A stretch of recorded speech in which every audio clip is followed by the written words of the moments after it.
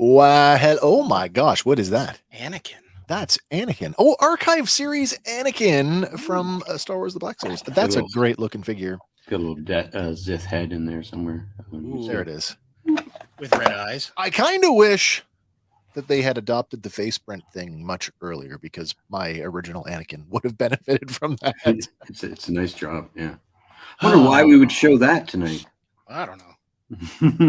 What's going on, everybody? It's us. We're back. It's what part are we on tonight? Part 5 of the Ahsoka Fano. Possible 8. 5 of a possible 8. Well, maybe they'll scare us with an extra one or something. Or it'll be like twice as long. Maybe. Or it's over now. That's all you get. If it ended right now, like that, this week's episode could, really, best episode ever. And I say that with all sincerity. Of all of the stuff that we've been doing over the last, I would say this episode sparked more internal conversation than anything we've talked about since probably season 1 of the Bad Batch.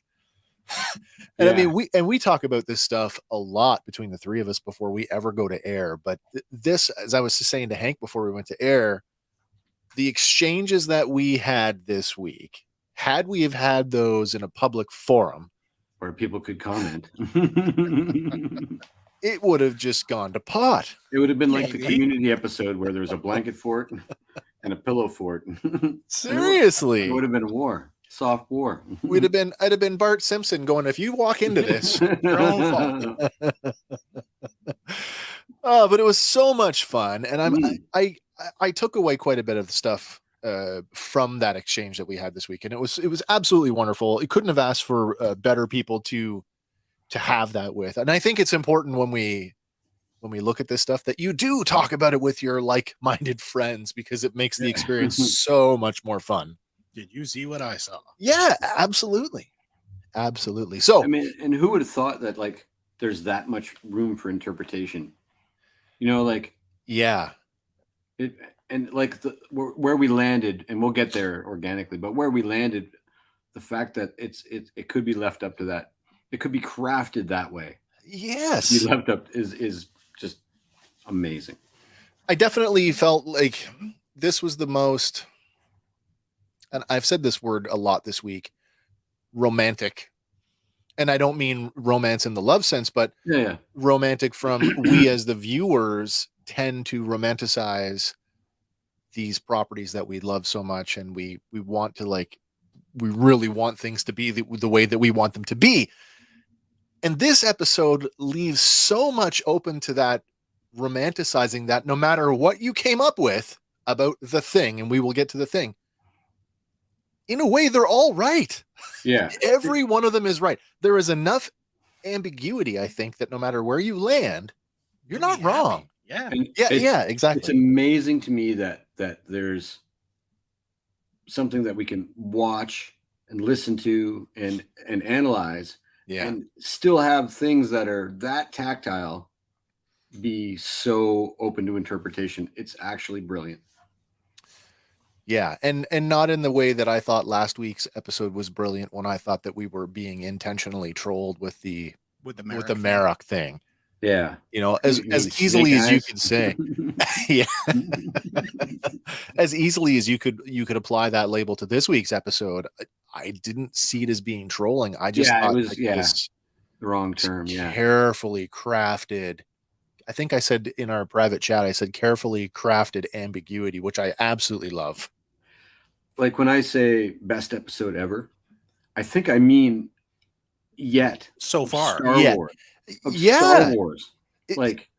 There's an argument to be made. I'm so invested now. I was championing the show before. It was the one I was looking forward to the most, and I really didn't know whether I was going to get that Rebels level. Hank is to Ahsoka as Webb is to Andor. Yeah, and I'm I can't believe they've gone this deep in Rebels season 5. It's crazy good. All of the jokes that we made about Rebel season 5 are all they're not funny anymore. It's literally it's no. Oh, and I totally turned that off. And I'll say this later, big time. I'll stand up. Nailed it. It can be both. It can be. It can be. I saw something going around on the internet this week, though. Sure. That basically echoes what we've been saying for quite a while now. And what's Mandalorian is great. Boba Fett is great. Yeah. Andor is great. Oh, I saw Kenobi something is like great. that. Yeah, I saw something very much like Ahsoka that. is great. Yeah. It is a golden age. It is. It is Yeah. We had an said amazing time to be a Star Wars there fan was a right time now. when you didn't know if you were going to get any That's more. right. Yeah. The 11 episodes. 11 lightsabers in the first 5 episodes. Oh my gosh. Yeah. Sarah's joining us tonight, says it's the very best lightsaber action in Star Wars magic. That's a great way of putting it. Since Revenge of the Sith. A beautiful episode. And I highly concur. Agreed. Now, I feel like this is going to be one of the ones we're going to be pretty talky on this one, but I want to get things rolling. And the first thing I want to put out there, let me just switch this over here. Did I do it right? No, there it is. There you go. And I just want to start by saying, hey, everybody, we've talked about doing this for a while now. We really put our heads to it. And why am I in the wrong? I'm in the wrong view. There we go. Now I'm in the right view. There you go. That's right. We've decided we are definitely going to do a live streaming watch party. Now, you are going to need your own Disney Plus account to follow along with us, but we will be here right here live as the show is on. I have 2 monitors here in the studio, so I'll be watching, Andy and I will be watching the show on one monitor, and we will be live here on StreamYard on the Fandom Power Show at the same time, and we will be reacting with all of you who choose to join us. Hopefully you're not busy that night and you want to come hang out with us live. And we'll get some of the stuff that we normally do on a Sunday night. We'll get it in right as the show is happening and immediately afterwards. Mm-hmm. I think it's going to be a lot of fun. I hope you guys will come and join us. And that won't right. include a deep dive either, will it? Not necessarily. We'll still do our regular Sunday night thing, but I mean, being able to have those conversations in real time about that. Did you see that? What do you think of that? I think is going to be a lot of fun because we won't have the time to chew on it the same way that we would privately over the course of a week as we craft our episode. I'm probably going to do what I normally do, which is run it concurrently on my phone so I can stop and rewind things in real time. Oh yeah, of course. Stopping the flow of the show. Yeah. That's no problem. And what we'll do is we'll come up.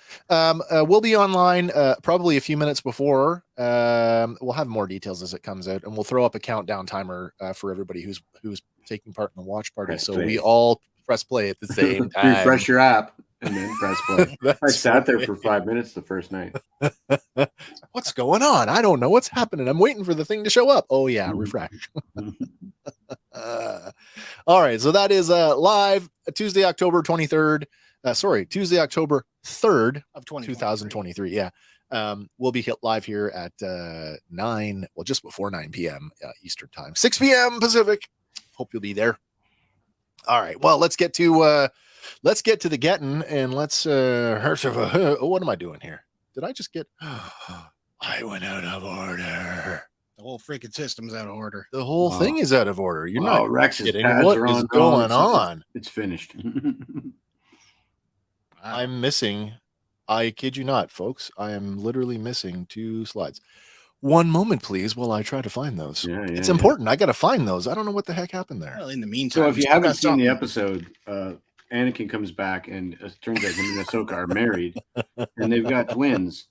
And the twins are Luke and Leia. It's like they're their own grandparents. It's a very strange sort of situation. It's kind of like Futurama. It's a lot like Futurama, especially the middle third where it's all just like computer animated. It's a very strange episode. I'll say it's a strange episode. And that it was nice to see Sebastian Shaw back though as Anakin Skywalker. He looks great for 102.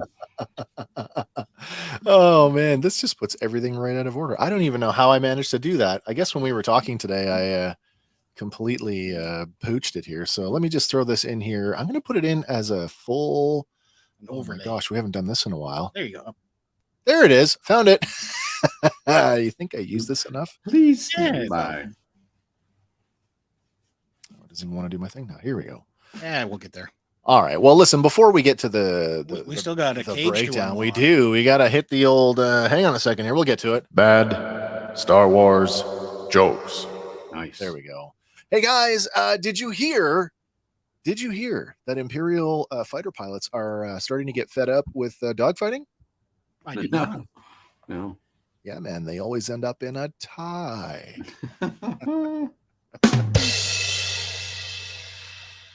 It's awful. That It is is, awful. that's I awesome. feel like apologizing for that one.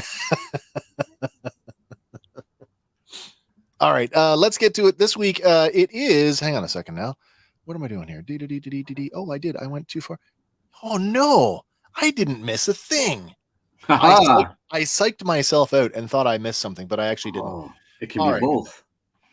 Let's talk about this week's episode. It's called the title. It's Shadow Warrior. Shadow Warrior. Now, each week I've been trying to dive on the title a little bit, and this week, no different. Come up with some interesting things for us to chew on here. Shadow Warrior.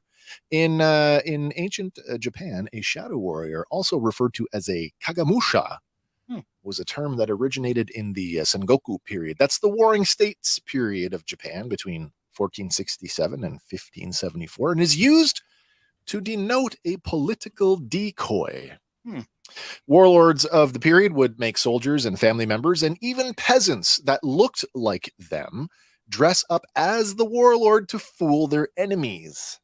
However, today in modern Japanese culture, it is generally used to designate someone who gives instruction to others while not showing themselves in public.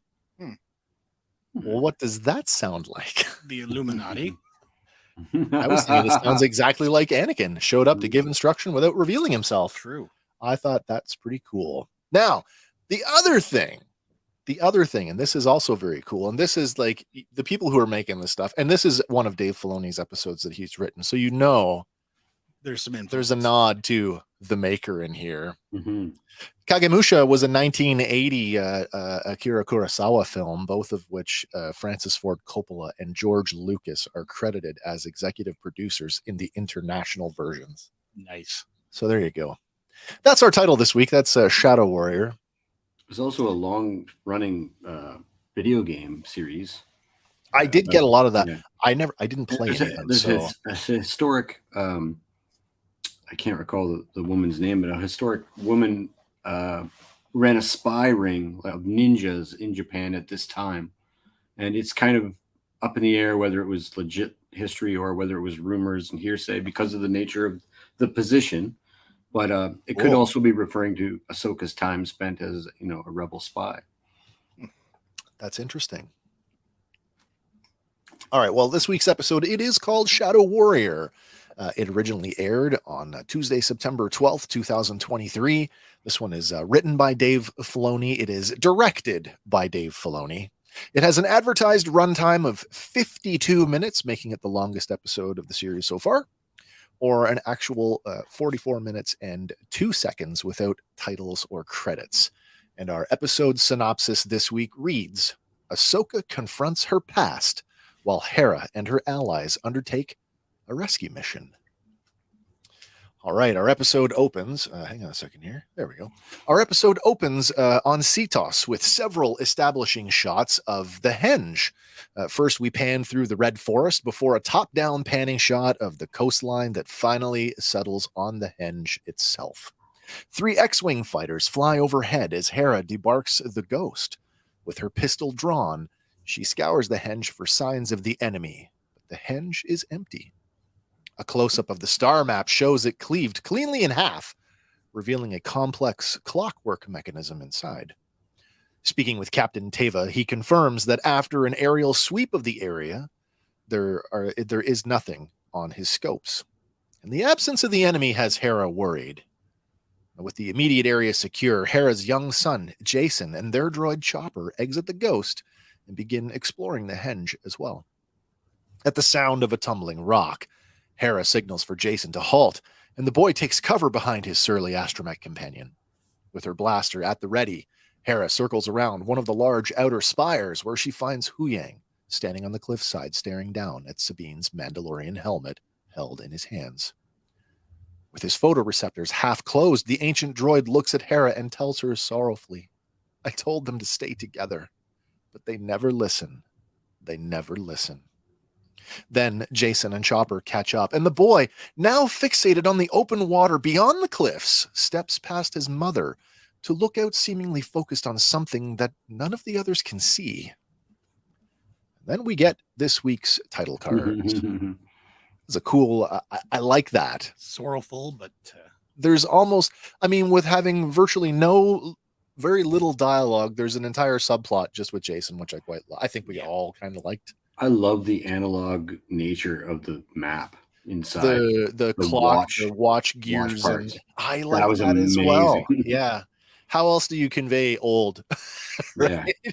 At the same time, though, it kind of threw me a bit just because, like, it was a clean split. Yeah, and I mean, he shoved it. You would have thought there'd be like a whole bore indentation or something. Yeah, I get that too. Or at least something melted together. But yeah, made of something Beskar-esque. Yeah, really. All right, we cut back to the world between worlds where Ahsoka and Anakin Skywalker face each other on a pathway of blue energy.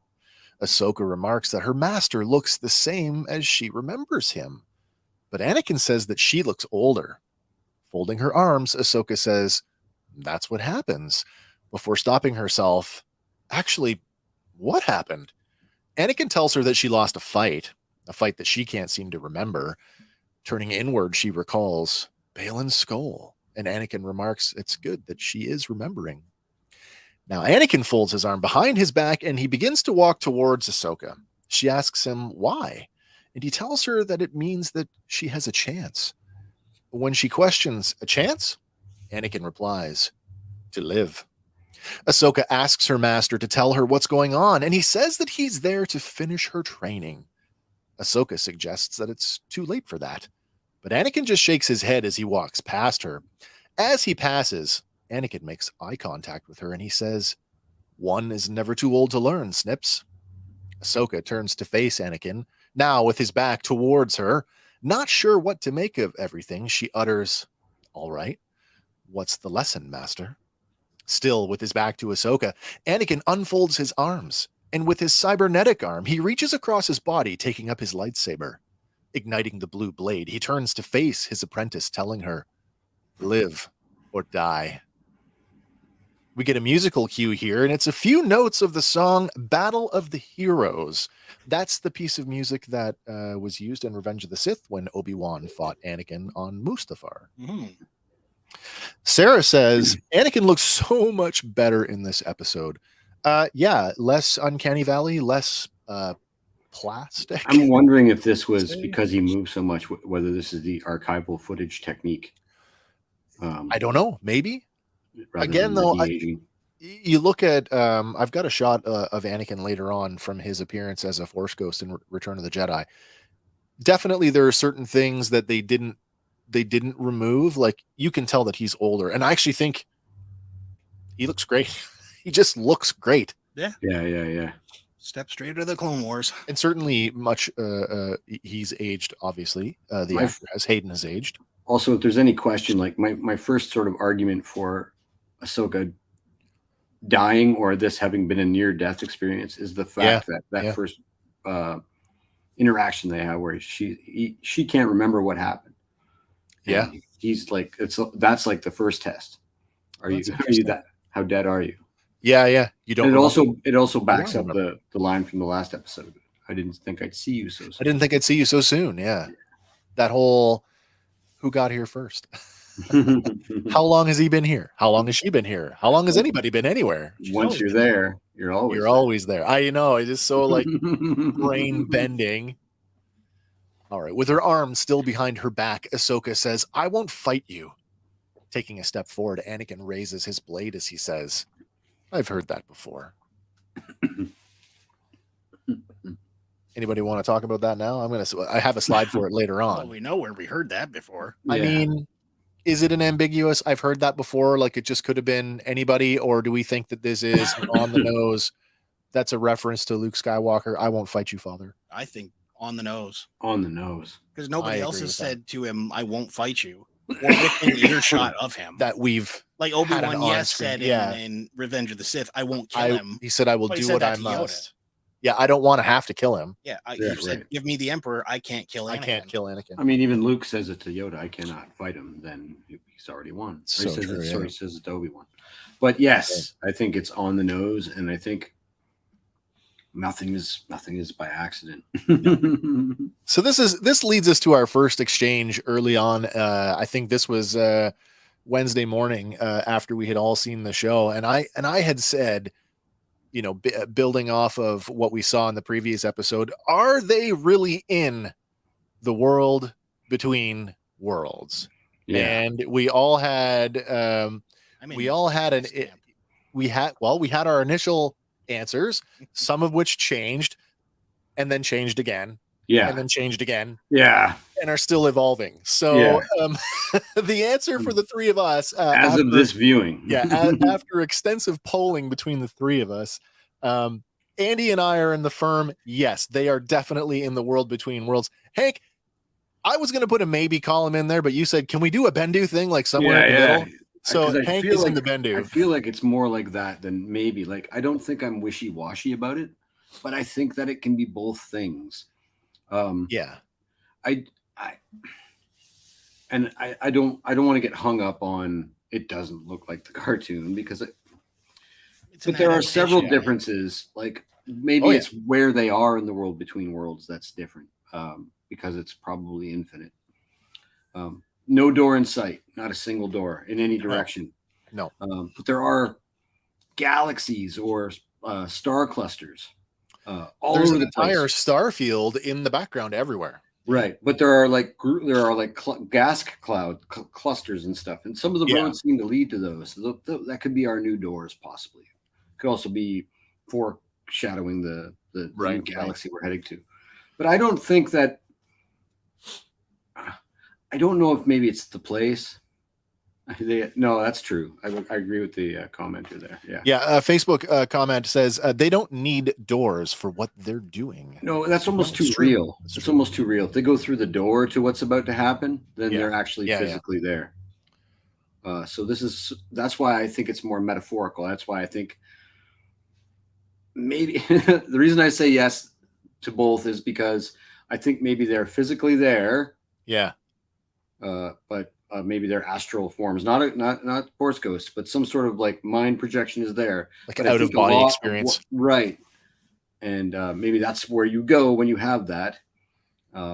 We also talked. I'm sorry, this is so long. I know. We've also talked extensively about how I think we've been to the world between worlds many times. Like I think by that's Dave Filoni's own words, right? Like the Mothballs travel through there. That's right. Ezra gets his lightsaber. His first lightsaber crystal came from the world between worlds. Him in there. Kanan is there when he has his experience with the Temple Guardian. Right. And Ahsoka is there when she has the experience with Anakin walking up and becoming Vader, which I think this is a lot akin to. I think that the Grand Inquisitor reappearing as a Temple Guardian is actually important, contextually speaking, to what we're seeing here, because we argued last week's the episode previously was like, is that his Force ghost? And we were all like, that's not his Force ghost. No. And neither was the Grand Inquisitor when we saw him as a Temple Guardian. He did not look like a Force ghost either. No, but he looked back in his Temple ghost or Temple Guard form. Absolutely, he looked like a fully realized corporeal being. Yeah. Right. As did everything in that situation. So why should this be no different? That's kind of where I am, and that's kind of why I'm saying yes, they're in a physical place, but yes, it's happening in their head. Always in the middle.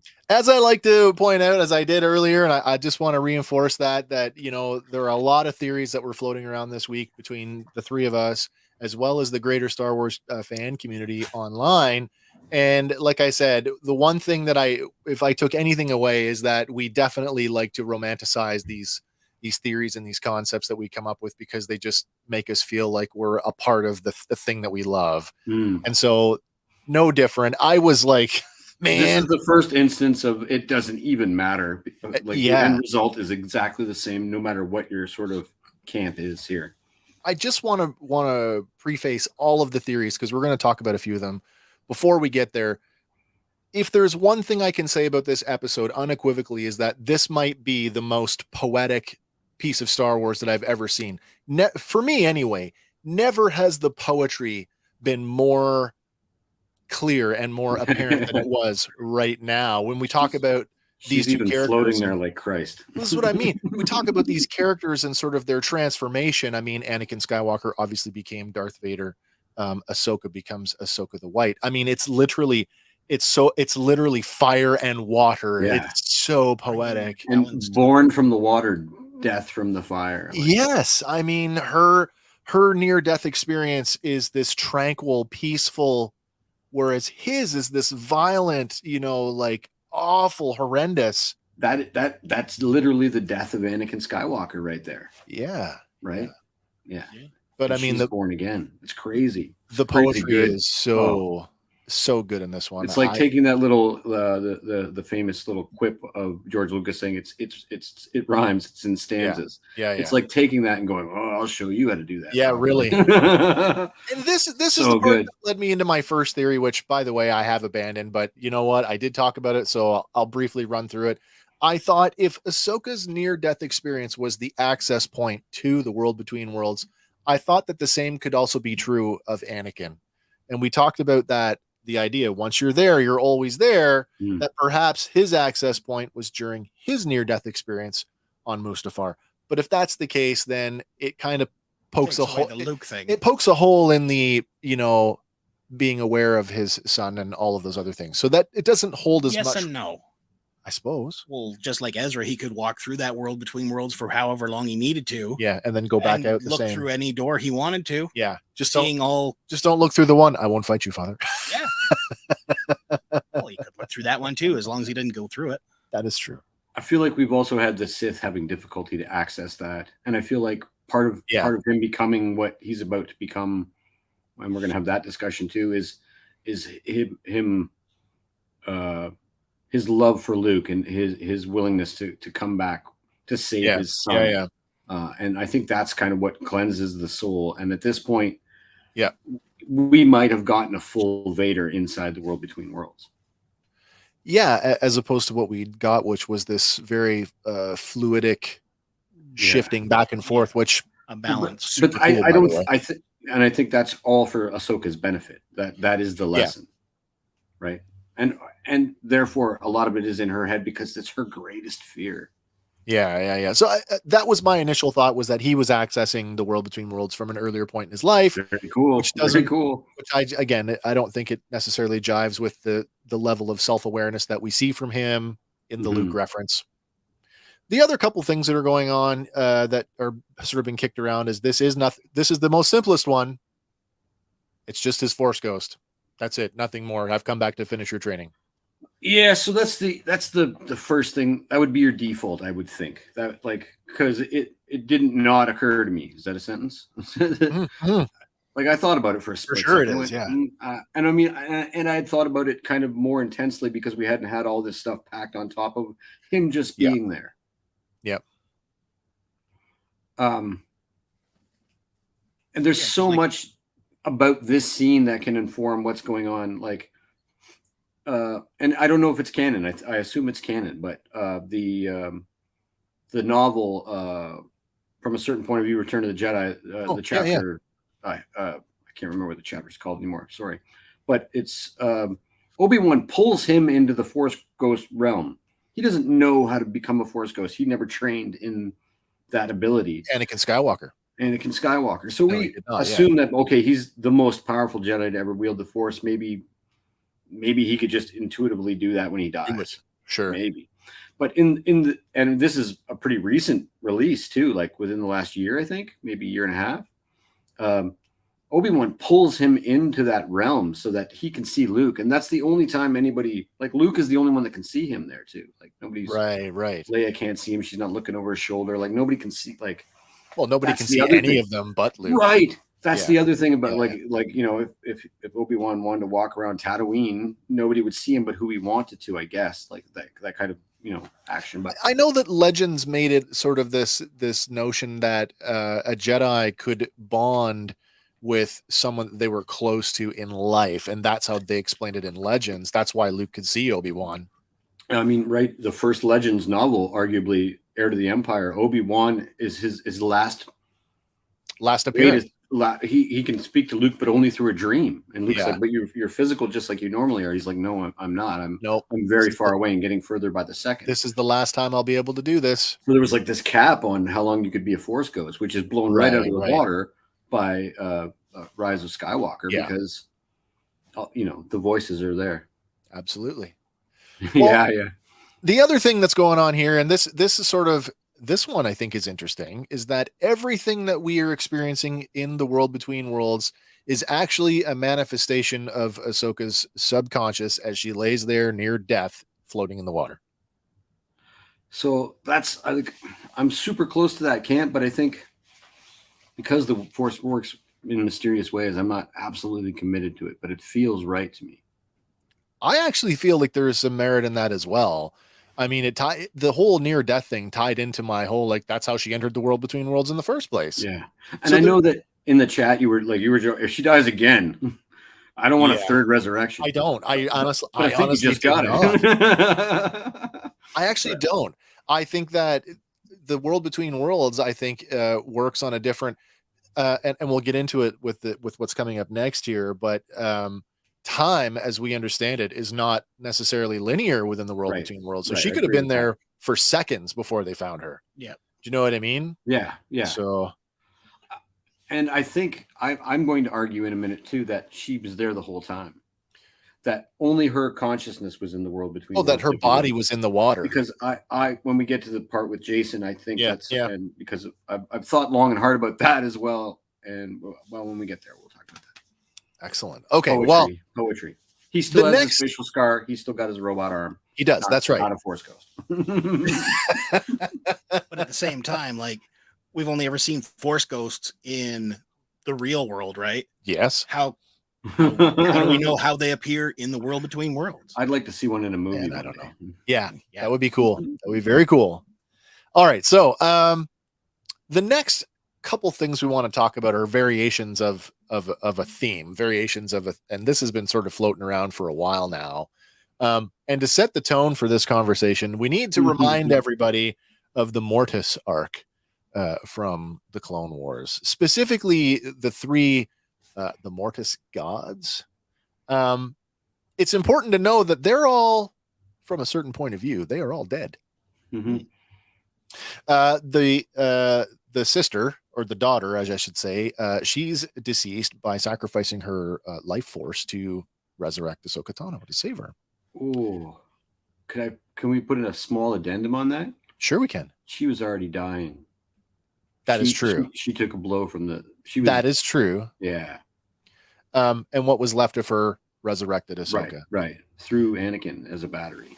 So that throws the whole balance thing out. Yes. You've got the father who's been holding these two sort of in check. Now she's gone. The son becomes more powerful. So the father, with the Mortis dagger, impales himself to weaken the son, thereby allowing him to be susceptible to a mortal blow from Anakin Skywalker's lightsaber. Just like Reva. Yeah. Twice. I'm just saying, immortal dark side god and Reva. Comment from Facebook: Anakin has mastery over both sides of the Force. That is 100% true. We are getting there. Agreed. Hang on, we're getting there. One of the popular theories out there supports that Anakin Skywalker, because he was offered become the father. Be the father, replace me as you were destined to do, and that's the prophecy all along. Right. He didn't do it. He refused to do it.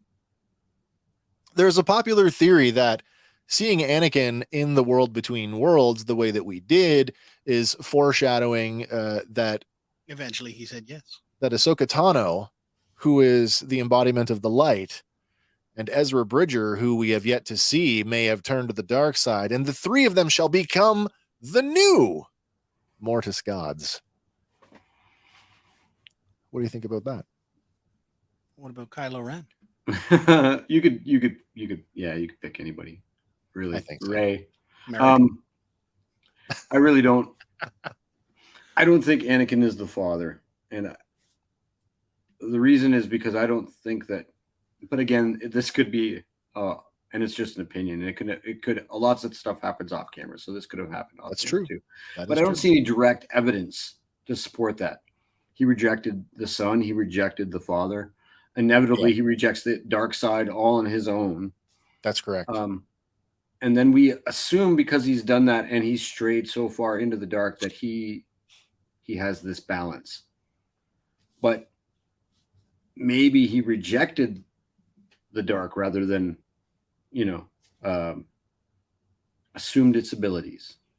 Like walked back to the light so that now he's this full light side being, which doesn't jive, admittedly, with his ability to switch back and forth in the world between worlds, unless it happens in Ahsoka's mind.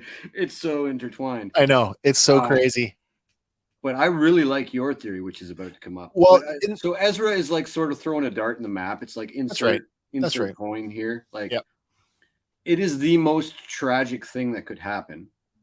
Yeah. I'm not going to, I wouldn't say that maybe he's this level of being, but I don't rule out this. He kind of looks like Thrawn there. I don't a little blue. I don't rule out this as a possibility in a less intense fashion in terms of like how often we've seen him dabble. True. It wouldn't surprise me. I would hate dangerously it. Close. Super painful, but it wouldn't surprise me that if once we find Ezra Bridger, he is a bad guy.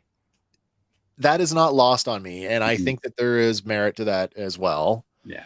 I'm just going to put this comment back up because the father told Anakin that he would one day fulfill his destiny regardless of his choice. Really? I don't remember him saying those words exactly, but I do remember him rejecting it and basically saying, well, then pass one test and we shall see. Is that, if that's a quote, then maybe I'm turned around. If that's a quote, then I have to re-examine my thoughts. I don't. I don't. I'm going to take this one a little step further, and this one actually is really cool, and it really kind of hinges on the prophecy of the chosen one, the one who would bring balance to the Force.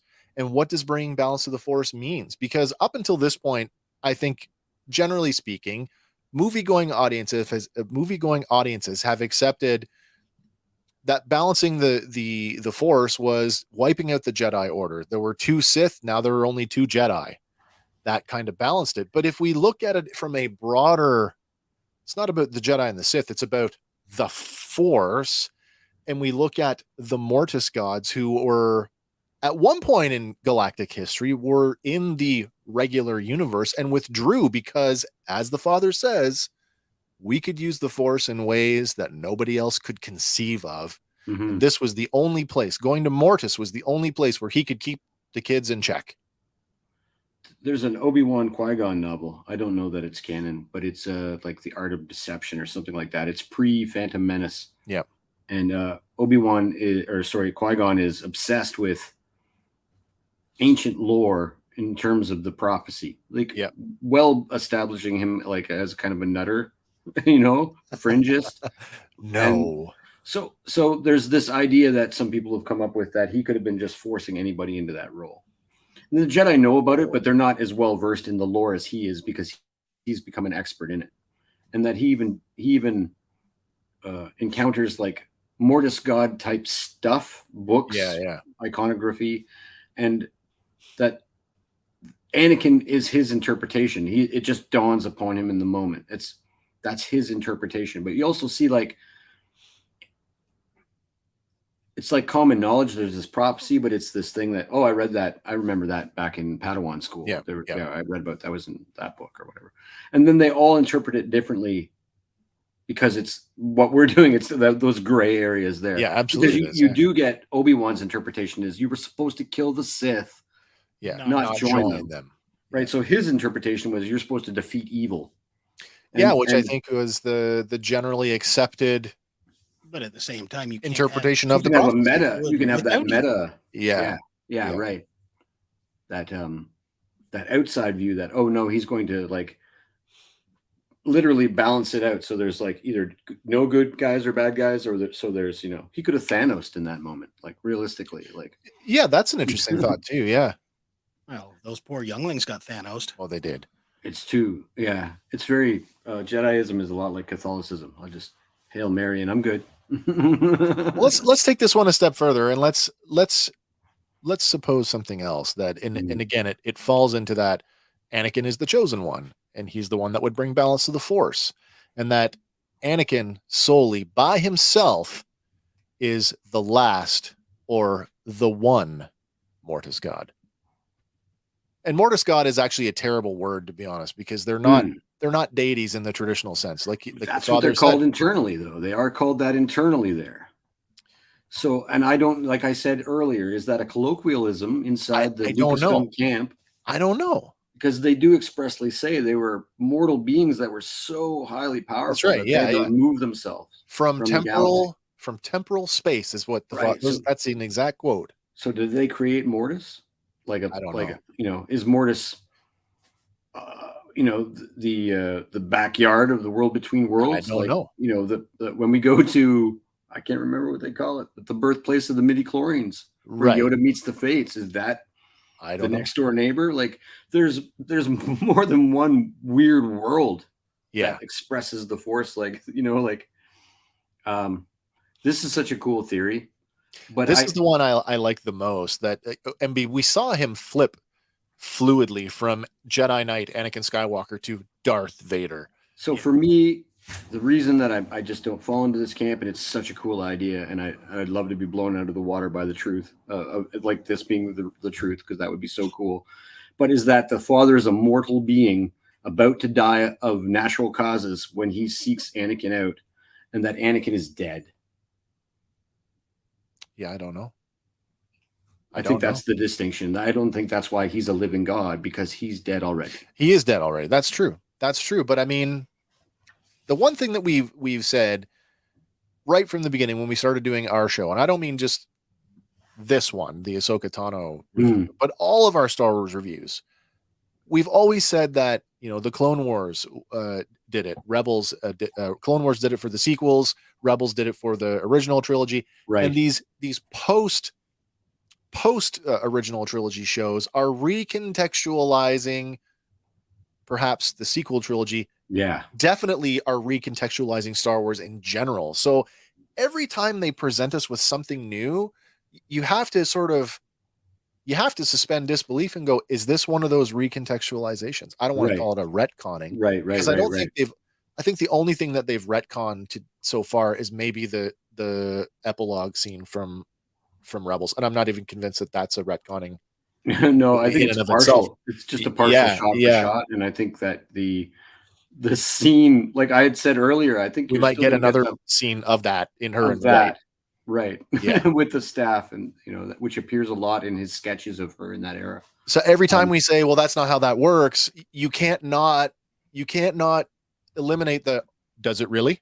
Right. You know what I mean? Because agreed. We just don't know. Because it really could. It really could. I want to go back to like blue is good and red is bad. Yeah. Wasn't it more fun when it was just a blue lightsaber and the blue one is good, the red one is bad. Facebook. Yes, that's what I have been saying. Yeah. So, of all of the ones that I had seen kicked around this week, of all the ones that I sort of rolled around in my head, this one gave me the warm fuzzies that somehow Anakin Skywalker, whether alive or dead, is now, he is the prophecy incarnate, whether he's out there in the world or in the world between worlds, watching over the balance of the greater Force. What's messed up is if he's that guy, that Palpatine is still able to manipulate Ben Solo by doing every voice he's ever heard. Yeah. And do you just let that happen? Yeah, I don't know. yeah. Or maybe you do, but maybe you do. Maybe you do, right? God, like it's not a lot of weird things happen. It's not about eliminating all good or eliminating all evil. It's making sure that there are checks. I love that there's this many interpretations from something that is like so clearly presented to us. It's amazing. All right. Any more? Any other theories, Andy? No, he just used Sith magic to mask himself from Sith magic. Yeah. God Vader. That's possible as well. Maybe that could be Palpatine. Yeah, How really. How about that? Somehow Palpatine has returned. Oh, he Oh. got the door, because once Yeah. you're there, you're always there. Maybe making Well, his hand's always Ahsoka the White is part of the big plan. Oh, maybe. because his hand is always there now. I mean, the father even said to Anakin, he's like, our physical, what we look like, we can take many forms. It's just whatever they project themselves as. So that's, I don't think anything is off the table. And I don't think that one is more valid than another. No. And I think that there's room where parts of everything we've talked about are all peppered in there somewhere. He feels pretty Bendu-y to me too. It really does. I'm actually really disappointed that they did not do more with that character. Well, just Yeah, well, I hope so. Oh, it's coming. So. We finally got Purgles, so. Oh, did we ever? Oh, don't forget to talk about that when it comes up. Yep. All right, so we move on. Let's do it. All right, moving on. Where am I at here? What's going on? Oh my gosh. Oh, I feel like I've completely missed a slide. Wow, I totally missed a slide.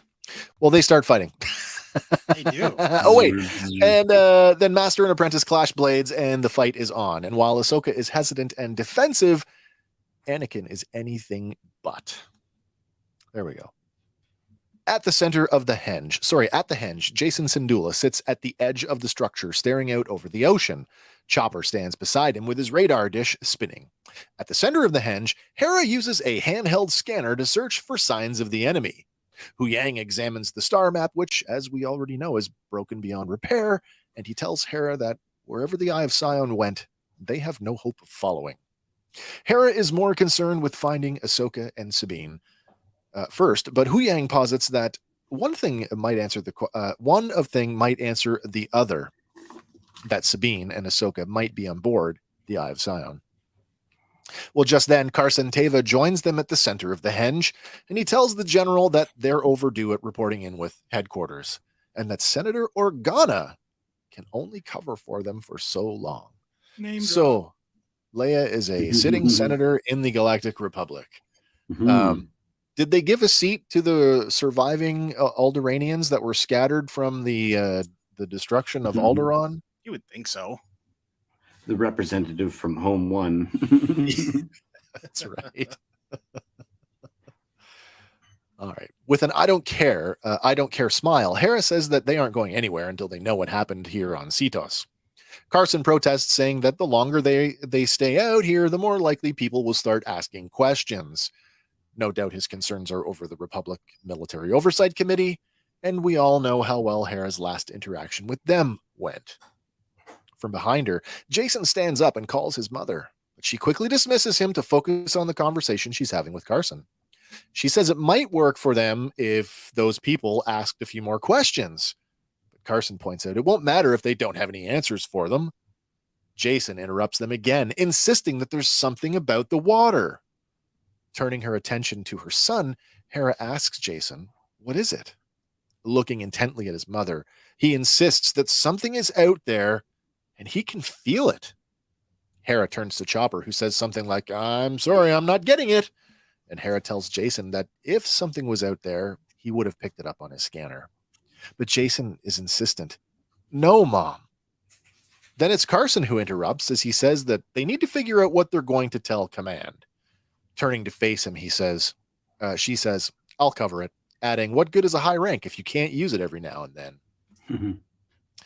Cool little nod here to The Empire Strikes Back with the scanner. This is the same scanner that Han Solo used when they were stranded on Hoth. Didn't know this until I looked this up. This is courtesy of the Replica Prop Forum. That's a vintage soap dispenser. Nice. Oh, it's so cool. I love discovering this stuff. We've got the coffee maker for the time machine, and we've got a soap dispenser, scanner, and Star Wars. Oh, hey, at least you're going to get a clean scan. That's right. Nice. I've included. It's not there yet because I haven't done it, but there will be a link to the thread if you want to go and look up all the parts for this. I will link the RPF thread in our show notes tonight. That's awesome. Well, Jason beckons his mother to listen, and she says that she is. But Jason insists that she listen to the waves. Beckoning Carson to wait a minute, Hera joins Jason at the edge of the cliff. Then closing her eyes, she says, "Okay, what are we listening for?" Now Jason's eyes are closed too, and he asks his mother, "Don't you hear it?" With her eyes still closed, Hera shakes her head as she asks, "The waves crashing?" The boy's answer is startling. "No, the lightsabers." Hera's eyes snap open and she looks down at Jason, unsettled. But closing her eyes again and concentrating on the sound, both mother and son can hear the sounds of battle as a few notes of the Force plays, which I thought was super cool. As the camera moves around Hera and Jason, their expressions are serene, and the crashing of the waves is replaced with the clashing and hum of distant lightsabers. Opening her eyes, the sound of the waves returns. Hera smiles down at Jason, and then turning to walk towards the ghost, she orders Carson to take his squad of X-Wings back out over the ocean and perform a low-altitude sweep. Carson retorts, "We already did that." But Hera orders him to do it again. Then calling Huyang, she says, "You're with me in the ghost." Near the boarding ramp to the ghost, Hera turns back to Jason and she tells the boy, "Good work." Then she tells Chopper to stay with him. Confused, Carson asks Huyang, "What just happened? What am I missing?" And the professor tells him that Jason has abilities, adding that his father, Kanan Jarrus, was a Jedi. Throwing up his hands, Carson blurts out, "Okay, we better get to it then." I love that line. Just like, whatever. Oh, Jedi? Okay. Just, yeah, Roll with well, I guess so. Roll with it. He then radios Lieutenant Lander to inform him that they're going back up again. And at the edge of the cliff, Jason and Chopper watch as the ghost and Carson's X-Wings pass overhead. Facebook user, best name drop. Kanan Jarrus? Maybe. Senator Organa? Two good name drops. Yeah, two good name drops. Yeah. Do we want to talk about what we think's going on? Well, yeah, I think I've got a thing. Do I have it here? Let me see if it's the next one. I think it's, whoops, it might be the next. Yeah, the next slide I've got. So first of all, this is a lean into that the idea that was planted early on, as far back as at least Rise of Skywalker. And if you're a Legends fan like us, the role-playing game, anybody could use the Force if you just know how to listen to it. Mm-hmm. I don't think that's what's happening here. I'm not 100% convinced either. I do want to put this slide up because actually I'm going to wait a second here. I've got this one's intertwined with the other thing too. Yeah. Sarah says Carson Tave's reaction to the news that Jason is Kanan's son and has Jedi skills was priceless. Yes, totally agree. Like, okay, I guess that's just how it is. We had a conversation this week when we saw this, and I asked you a question, Hank. I said, do all mothers of Force-using children have a link to their children gained by their children in utero? So there's got to be a midi-chlorian exchange if there's a blood exchange. It would have to be. I agree. And it's a friggin' cool idea. These are all of the pregnant Star Wars moms that I could find. Of course, Shmi with Anakin, Padme with the twins, Leia with Ben, and Ahsoka. Hera with Jason. And all of them except Leia are non-Force sensitives, giving birth to Force sensitives. The Force using children. Yeah, right. Every one of them. And I cited in Heir to the Empire, which I'm rereading again, so that's why I'm referencing a lot. But she can feel when she's upset about Luke's worried state about the New Republic, et cetera, et cetera. Yeah. The twins, even though they're like this big, feel it too and upset her belly, and she can calm them using the Force. Yeah. There's definitely an argument for that. I think there is as well, like that there is a latency, like we've shared a bit of the secret sauce. So now it's in you. Now it's in you, Mom. And if you just listen, as Jason says, just listen, maybe you can tune into it. I think that's an interesting thought as well. So here's what I think happened. And this is why I think it happened first. So here's what I think happened. And I think that Jason was broadcasting. Oh, yeah. And because we can't hear it either until she can.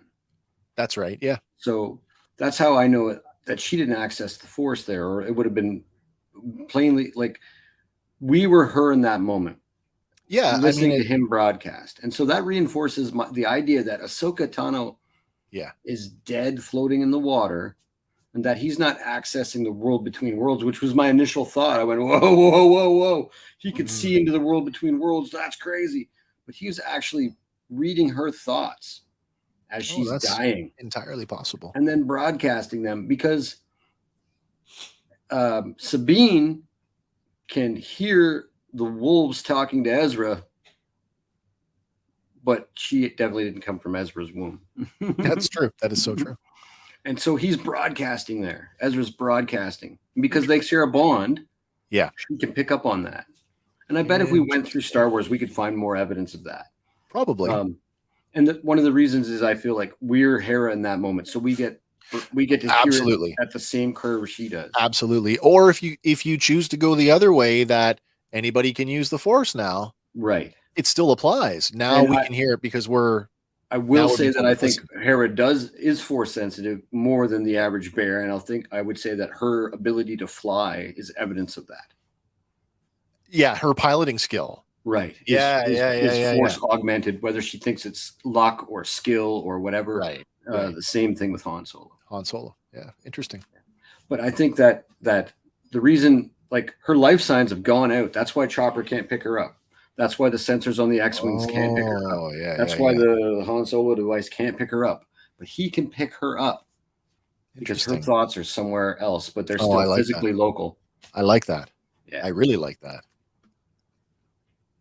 All right. Well, in the world between worlds, Anakin presses his attack, forcing Ahsoka backwards down the luminescent pathway towards a circular platform. Anticipating his moves, Ahsoka is able to block every strike, and after a short blade lock, even manages to land a roundhouse kick to Anakin's face.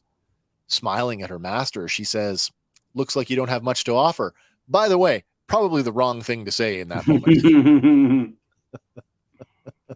Anakin smiles back at her as he flourishes his saber to a high ready position. He says, "I haven't taught you everything yet."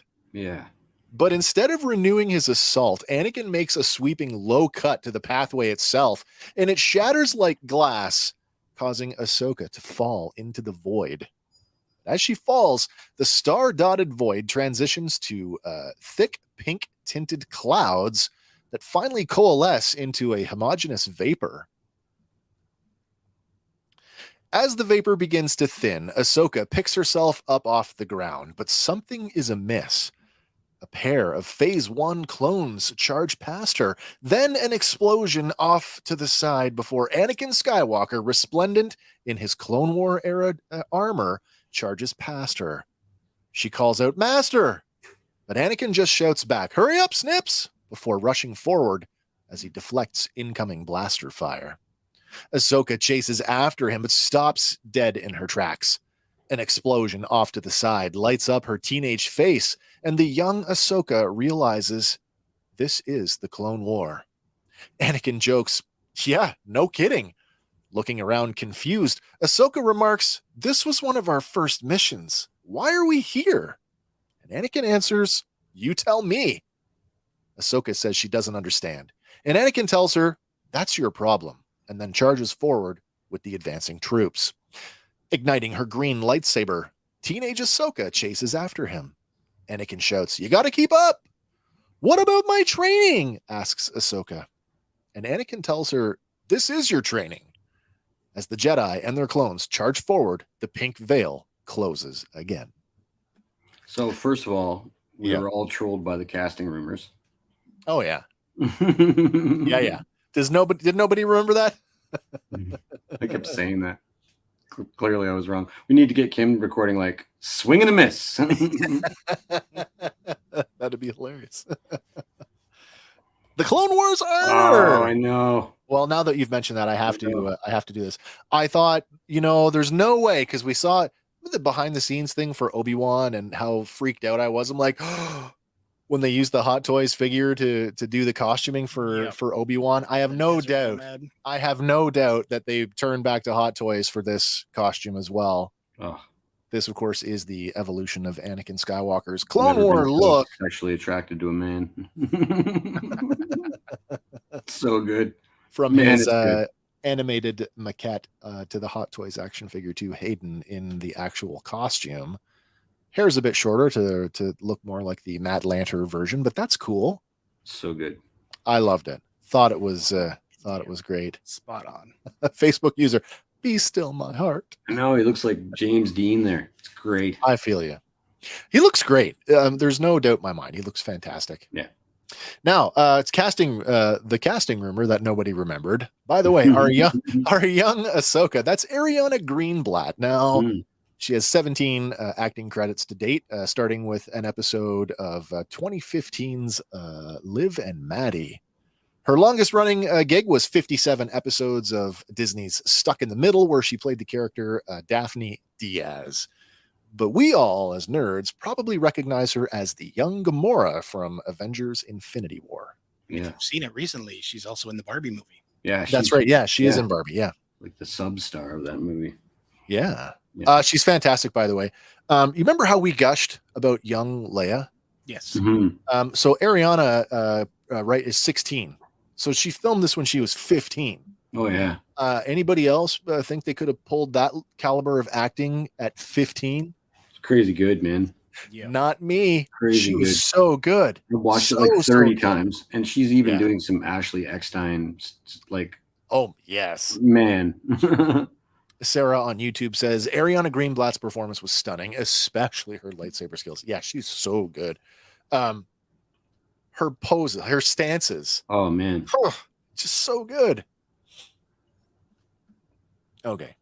Well, the pink veil thins again, and Ahsoka approaches a military staging area where injured clones are being moved on hover stretchers.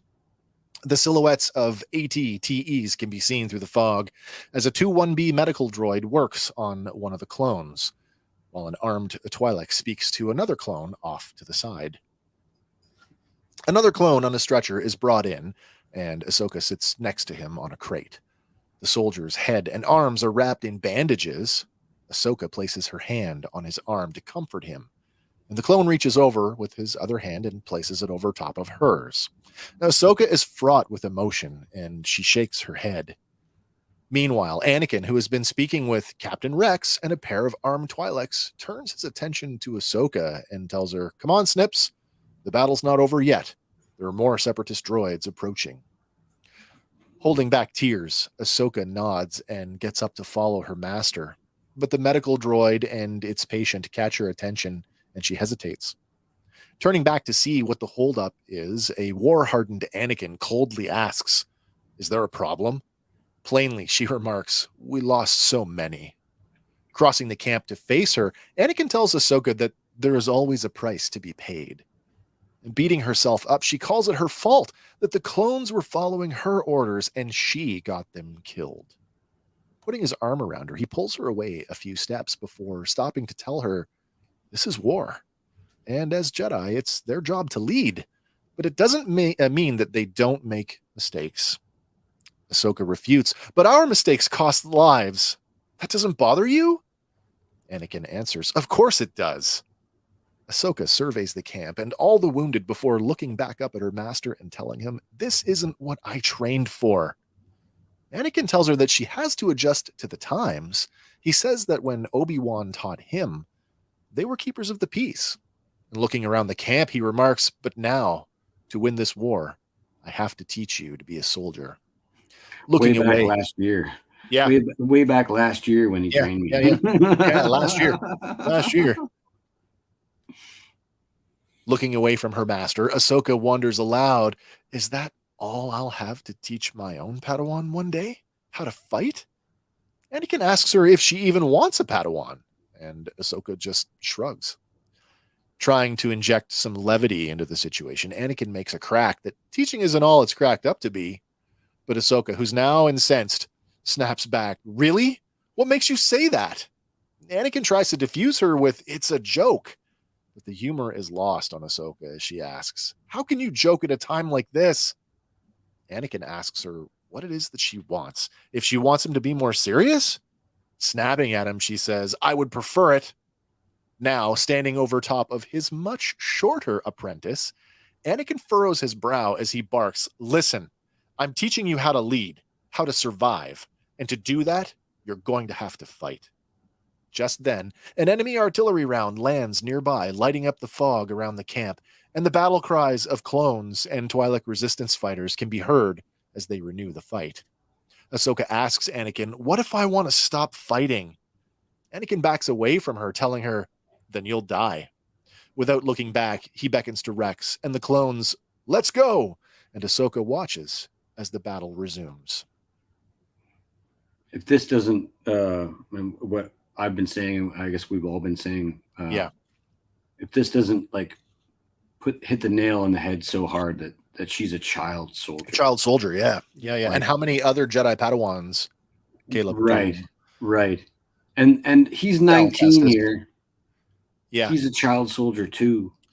Yeah, and she's like, if we presume that they've casted age appropriate, then Ahsoka is technically 15. Ariana would be 15 when they filmed this, so Ahsoka's in that same gap, which I think we sort of pinned her at anyway. 13 to 14, yeah.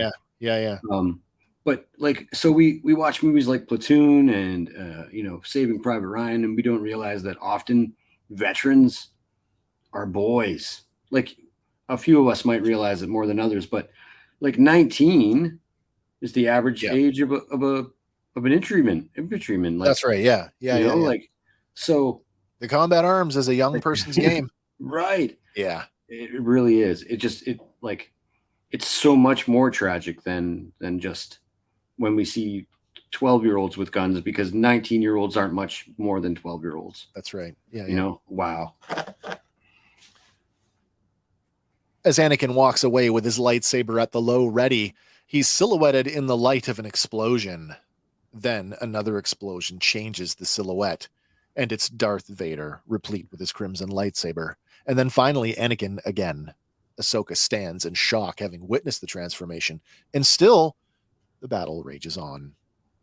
I think there's enough evidence in this. We talked about it earlier this week. I think it's fair to say that this is the Battle of Ryloth. 100. The Ryloth campaign early on in the Clone War. Big time.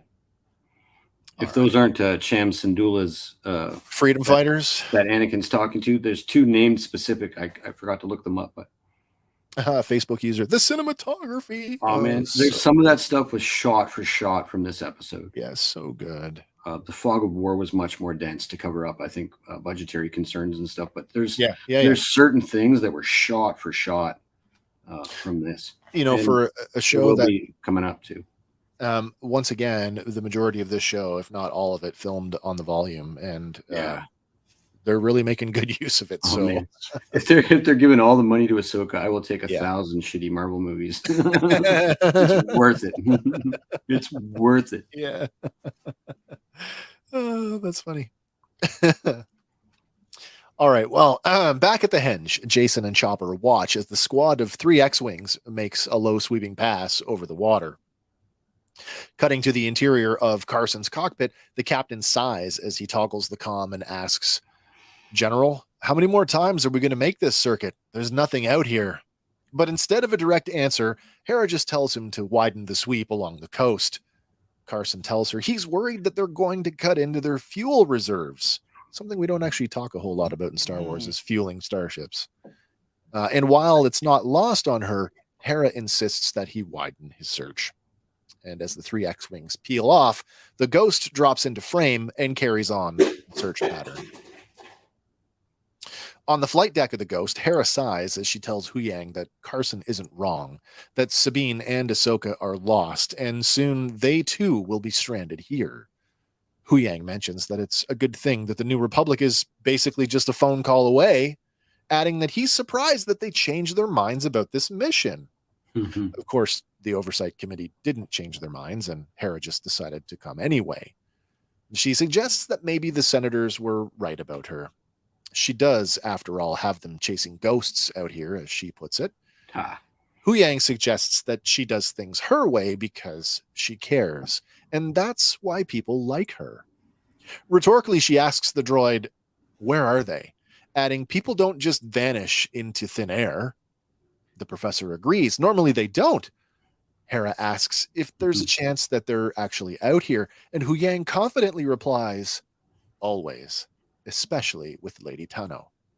He says that Ahsoka is tenacious like her master. Hera asks, "What was he like?"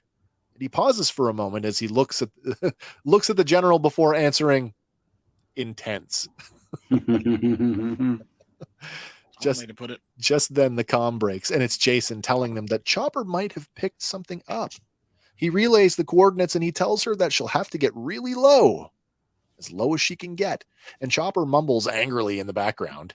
Jason pleads for his mother to go. Just go, please. With the course laid in, Hera drops the ghost to the deck and races just along the surface, looking like a giant rock skipping over the waves. I quite like that shot, actually. Mm-hmm. Oh, look, we got a crappy, what is this? A Twitch solicitation. Yep. Oh, thanks. No, thank you. No bots, thank you. Yeah, no bots. Let's put you on a timeout. Done. All right. Elsewhere, a thick yellow fog clears, and Ahsoka, now wielding twin blue lightsabers, cuts through several Mandalorian super commandos. After an incredible acrobatic display of her combat prowess, newly promoted Commander Rex of the 332nd Clone Company tells her, "Nice work, Commander," adding, "We'll secure the perimeter." Then he beckons his troops to follow him, and he rushes off, leaving Ahsoka standing there watching the battle. Yes. Commander Rex. There's some thought, shot for shot stuff going on there too.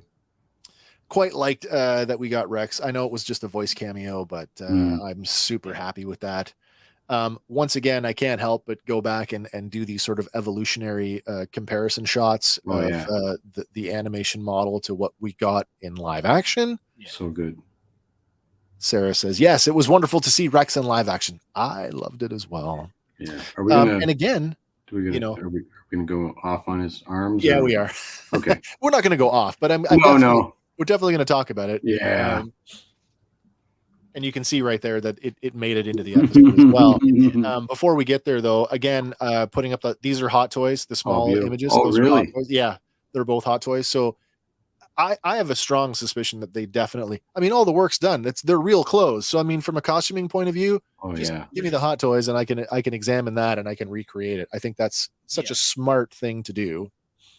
And somebody gets a really cool action figure at the end of it. Mm-hmm.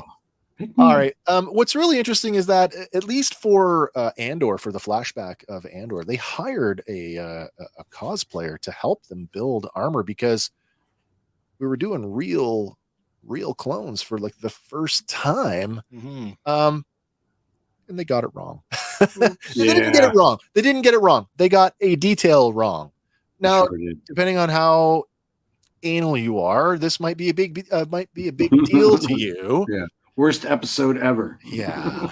Upper arms. The upper arms, also known in armor circles as the rear brace. The rear braces on his arms are backwards. Yeah. Essentially, the paint apps are on the correct side, so that lets me know that it was an error in costuming and not an error in dressing. Yeah. Did you just? But it would. These armor pieces would go on over the undersuit. All you had to do was put them on the opposite arms, or just turn them. Well, they'd have to go on the opposite arms. They'd have to go on the opposite arms because of the color. Cut. Also, the way that the line is cut into it. But if you think of that ridge as being the tricep muscle in flexion, right, that should be the back of the arm. Yeah. Anyway, and this is true. I don't care about his arms. It's Rex. Yes, of course it is. Yeah, we all love him. We all love him. Okay, moving on. As Ahsoka. Oh, sorry, can't go on to there. By the way, Super Commando, I think is actually 100% CGI. I don't think that that's an actor. And it just looks. There's just something about the textures there that look CG-ish to me. Still, it's perfect. But they definitely on the volume, although she interacted with that character. They definitely used the animation model to the left. That if that's not the same character, right. I would be surprised. Slightly different paint job on the shoulder flashes, but with the mocap that they can do now, which renders that stuff in real time. Yeah. It could have easily been a real actor running around. Oh yeah, and then just he's that. Yeah, every exactly. move he makes. It's so good. It's so good. Well, that probably is more likely the case. I know that. Have you been watching the credits? Yeah. That the Yeah. Unreal folks, the Unreal Engine gets a credit in these shows. Right. Because that's what the volume uses. Yeah. They run stuff in real time in the Unreal Engine. Yeah. Which is kind of And, cool. the gaming stuff is so much smoother than the movie stuff. All the FPS players. Yay! Oh. All right, moving on. As Ahsoka stands there with her arms folded, Anakin Skywalker, dressed in his traditional Jedi attire, steps out from behind her. Looking around, he tells Ahsoka that he doesn't remember this battle. She tells him it's the Siege of Mandalore and that by this time, they had already parted ways. With a smile, Anakin says, "It looks intense." And Ahsoka says, "It was." He says that she did well and that she's a warrior now, just as he trained her to be. Ahsoka questions, "Is that all?" As master and apprentice stand there watching with their arms folded, double folded arms, by the way. Mm-hmm. Anakin tells Ahsoka that within her, she will be everything he is, all the knowledge he possesses, in the same way that he inherited the knowledge from his master and his from his. After all, that is the perpetual Jedi cycle. He calls her a part of a legacy, but Ahsoka shakes her head and steps forward as she echoes Baylan Skoll's words. But my part of that legacy is one of death and war. Anakin tells her that she's more than that because he is more than that. Turning to face him, Ahsoka says, "You are more, Anakin, but more powerful and dangerous than anyone realized." Frowning, Anakin asks, "Is that what this is about?" Mm-hmm.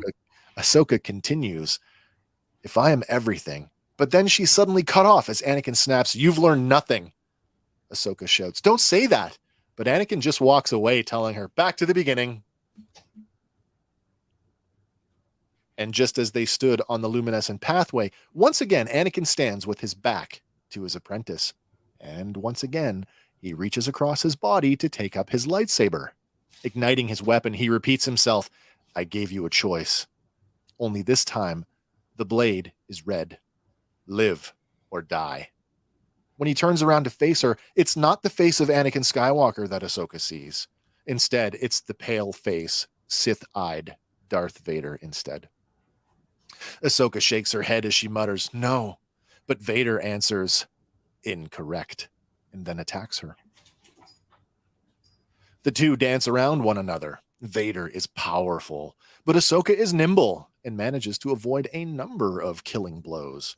Surely killing blows. By the way, I do feel if she didn't put up a fight, she was going to die. Yeah.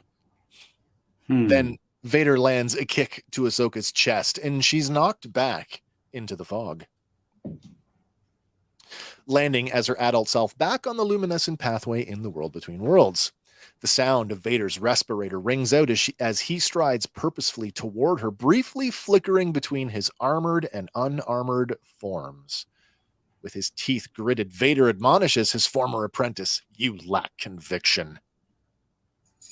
Getting to her feet, Ahsoka blocks a massive attack from the Sith Lord that drives her to her knees. Vader continues to deliver power strike after power strike, and it's all Ahsoka can do to fend him off. Vader grabs her arm, forcing her katana out of the way and away from her body as he presses his saber against her shoto. Driving her back, he glares at Ahsoka as he tells her, "Time to die." Still holding on to her katana arm, he uses his lightsaber to disarm her of her shoto and then kicks the katana from her other hand. Relieved of her weapons, all Ahsoka can do is bob and weave around Vader, but in doing so, she manages to fake him out by taking a knee, which causes Vader to overextend. And in that moment, she's able to rend his saber from his hand, and she presses it back against her former master's throat. Ahsoka's anger flashes as she presses in towards Vader, the glow of the lightsaber reflected in her eyes, giving them a quasi-Sith look. Vader's own eyes gazing back intently. But instead of delivering the killing blow, she deactivates the lightsaber and tosses it into the void. Finally, letting go of her attachment, she looks into his eyes and says, "I choose to live." Stepping back a few paces, Vader furrows his brow as he stares back at her. Then he averts his gaze downward, and when he looks back up, it's once again the blue eyes and the warm pallor of Anakin Skywalker. Anakin smiles at her as he says, "There's hope for you yet." All right, let's go back to this one because this is the other one that everyone's talking about. Sith eyes, no Sith eyes. What do you think? Yes, Sith eyes. If only for a moment to touch that dark side. Yeah, Like push right to the very edge. Me too. And And come back. I'm not certain that it was on purpose. I think it was maybe even a beautiful accident. But it's ding. I'll meet you on that one. But I think that if they can CG him seamlessly, a 1.5 second flare or an enhancement of the existing reflection. Yeah.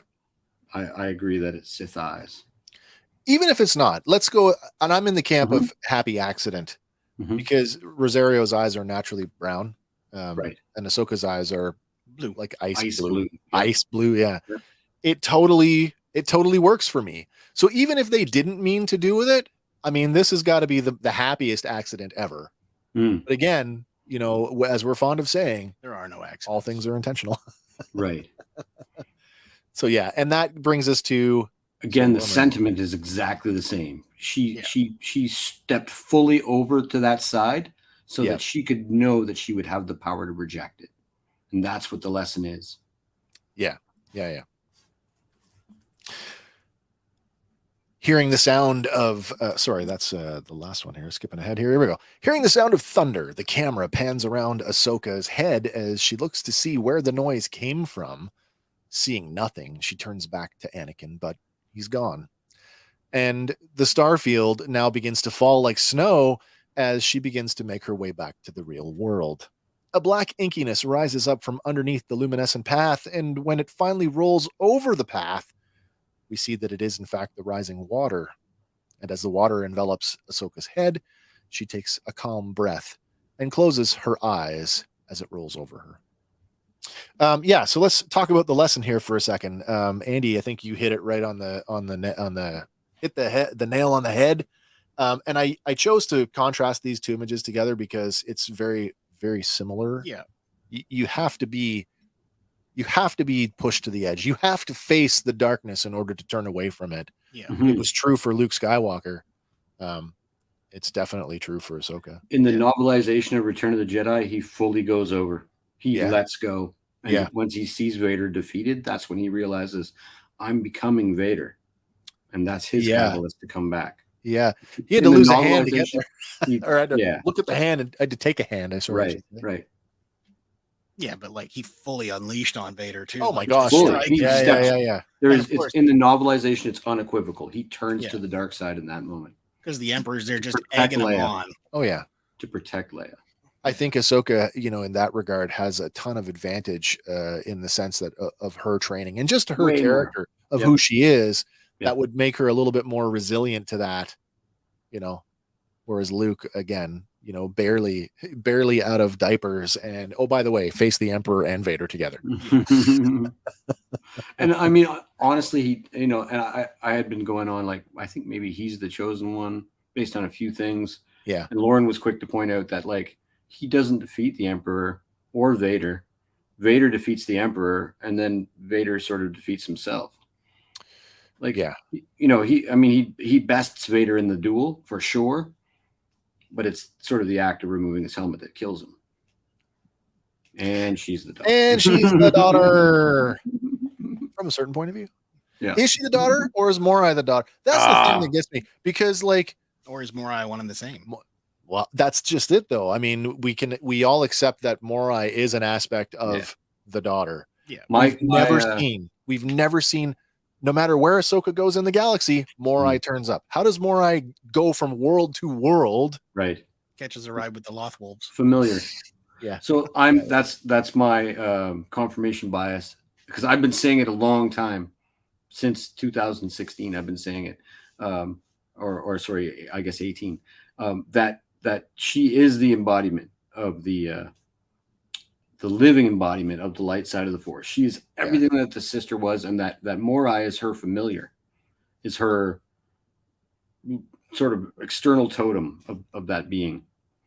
I think I also know, like in the previous scene where she's filling up with water, isn't it crazy now that the Dave Filoni digital cards that were released back? Oh yeah. Yeah. Like he's been plotting this. Like, well, I mean, those ideas don't just go away because you couldn't No. use them. And I mean, I think any creative, now basically being given the keys to the car. yeah, Now I'm going to do it. yeah. It's I think that's wonderful opportunity to have. so good. Thrust Don't upon throw you. your old writing books away. No, don't keep everything. Keep everything. I agree. I think she is the daughter, and I don't know if it's like let's call her that, but I feel that I can't do it. spiritually- I can't do it because if she's the daughter, then there needs to be a son. Yes, Do you know what I You're mean? And we Absolutely don't- right. And if then if we don't get one, then what? Yeah, but if we're getting the daughter in this episode, who's to say that we don't skip over It just and get doesn't. the son the next episode, It doesn't. Well, we could. right? I'm just saying, if we don't get a son, it just doesn't make sense for me in the sense that, Balance. yeah. And I mean, the show has been, and Star Wars in general has been pushing us towards this like something in the middle that's neither light nor dark. Right. But there is the idea that, and I joke about Reva and I joke about the Grand Inquisitor, but there is the idea We that all make those jokes. maybe the brother or the son didn't die on Mortis. Maybe that's why the dark side has had the galaxy by the balls for generations now at this point. Possibly. If we're gonna go that far though, and hit it on the like, she's the light, then we have to have the dark. And I agree, and you have to have the balance. that has yet to be Explored. revealed. I say about the father, there's no evidence of that. Yeah. But there's pretty strong evidence that the life force of the daughter is inside Ahsoka, because she was Especially based on unequivocally dead in that moment. Oh yeah. That's Especially based on what's coming up here. Yeah.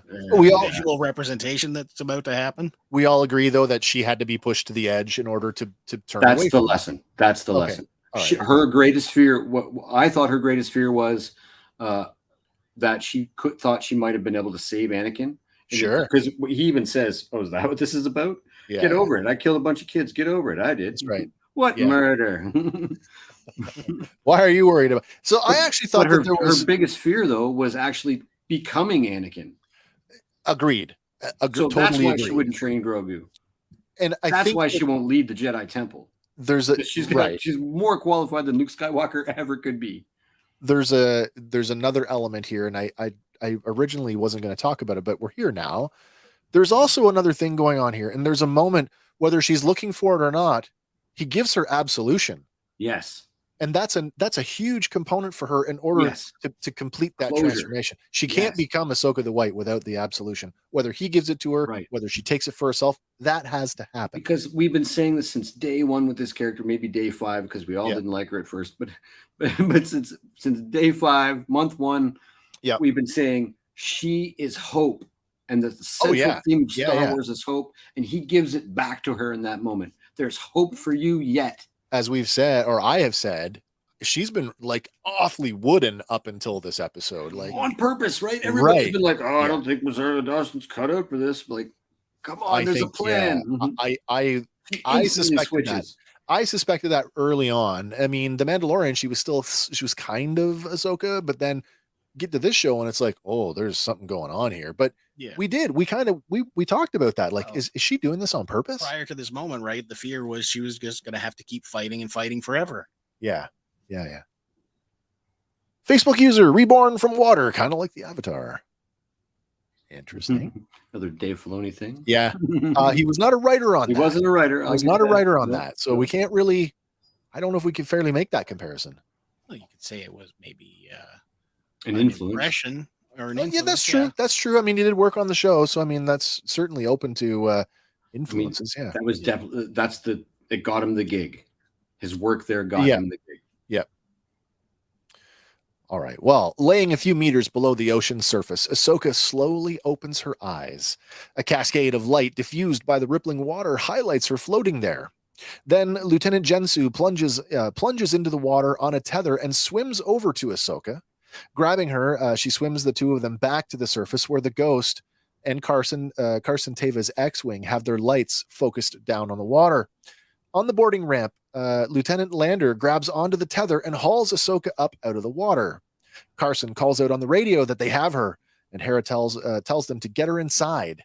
Ahsoka comes to on the boarding ramp, but is seemingly deluded as her eyes dart back and forth. She whispers the name of her long-dead master before passing out again. Anakin. Anakin. Okay. One more argument. Sure. For some of it being in her head or being more ethereal than, I mean, how do you get more ethereal than the world between worlds? But Luke Skywalker does the same thing the first time he encounters Obi-Wan Kenobi. Ben. Oh, that's true. That's true. Yoda. Yeah. After he got his bell rung by the Sand People. Right. Yeah. Was that or a coming out of the Wampa cave? Yeah. Is everybody in Star Wars schizophrenic? I mean, if I just had my butt handed to me by an ice monster, I'd want my master too. Yeah. Right. Mommy. Or when you're dangling above a gas giant by one ankle. That's right. Why didn't you tell me? Leia. That's so true. As the dawn breaks over the henge, Jason and Chopper are still sitting on the edge of the cliff, almost certainly having spent the entire night there during the search. Suddenly, Jason's face beams with a smile as he spots his mother's ship and the 3 X-Wings on their way back. Standing up, he exclaims, "They got her, Chop!" And the ghost sets down just behind the ancient stone structure. In the T6 shuttle, Ahsoka sleeps in the lower bunk just outside the flight deck. The morning sun, having risen just high enough, shoots through the window of the flight deck, waking her from her rest. Oh, the way it lights her, it's so good. Like, oh, there might as well be harps and angels singing. Right. So good. It's crazy. Opening her eyes, she gets her bearings and then closes them again as she takes a long and deep, peaceful breath. Ahsoka sits up on the edge of the bunk and the ship's interior lights flicker on. Looking around, she realizes that wherever she was with Anakin, she's no longer there. Then Huyang enters and offers her a drink as he welcomes her back. Ahsoka asks how long she was out for, and he tells her 1 rotation. Pretty safe to say now. Can we all agree now that 1 rotation is 1 day on the planet you're on? Yeah, whatever planet you're on. Yeah. I know we talked about this before in other shows. And is it a rotation a day, a week, a month? Yeah, I think it's one. Calling it a day. Yeah. One revolution of the planet you're on. Yeah, exactly. Yeah, okay. Yeah. But were it not for Jason, she might have been lost for good. Ahsoka is surprised to learn that Jason is there, and Huyang adds that so is his mother and a squad of X-Wings, none of which was authorized by the New Republic. When Ahsoka asks about Sabine, Huyang says they were hoping that she could answer that, and then hands her 1/2 of the broken star map. Ahsoka has no answers, and she just stares at the cockpit window. Outside in the henge, Jason and Chopper play while Hera looks on. Ahsoka and Huyang exit the shuttle, and they walk toward them. When Jason sees Ahsoka, he runs over and wraps her in a big hug. And Ahsoka returns the hug just as much. Kneeling down, she says, "I owe you my thanks." And Jason tells her that he could hear her fighting. Ahsoka seems somewhat surprised by this. Jason says he could hear the lightsabers, and he asks who was she fighting with. But before she can offer any kind of explanation, Hera interjects and suggests that Huyang shows Jason around Ahsoka's shuttle. He balks, "I've been in a starship before." But Ahsoka puts her hands on her hips and retorts, "A Jedi starship?" Jason's face lights up at the words, and Huyang beckons him to come along and see the training room. Like a kid seeing their first fire truck up close, Jason is full of questions. "You have a training room? Will you train me?" Huyang, "No." Jason, "Do you know how to build a lightsaber?" "Yes." "Will you teach me?" "No." So good. It is good. Now that they're alone, Hera asks about Sabine's whereabouts, and Ahsoka holds up the broken map and tells her the last time she saw her, she was holding it. But Ahsoka also thinks that Sabine may have left an impression on the map. So with the broken device in her hands, she walks to the center of the henge, closes her eyes as she reaches out with the Force to perform another sense echo. Call that one on the nose too. That's definitely what she's doing.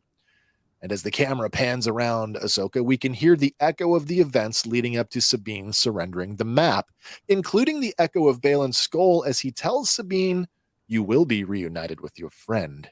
Do it for Ezra." Holding the broken star map close, Ahsoka turns to face Hera and tells her that the enemy has taken Sabine with them. Wide-eyed, Hera nods and says then she's alive, and they have to go after her. But Ahsoka tells her it's not that simple. Just then, Carson Teva interrupts them to tell Hera that they have a problem.